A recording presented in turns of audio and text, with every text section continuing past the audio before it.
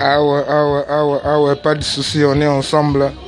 On est toujours ensemble. Ibrahim Nzambe na nyonso pe santan on est makambo. Ma Charlotte et Pigeon Verte Balobi. Troisième vague à coronavirus est donc bana nyonso to pe santan photo mi batela photo mi lengela quoi. Kaka ndenge zalaka tobo sanité.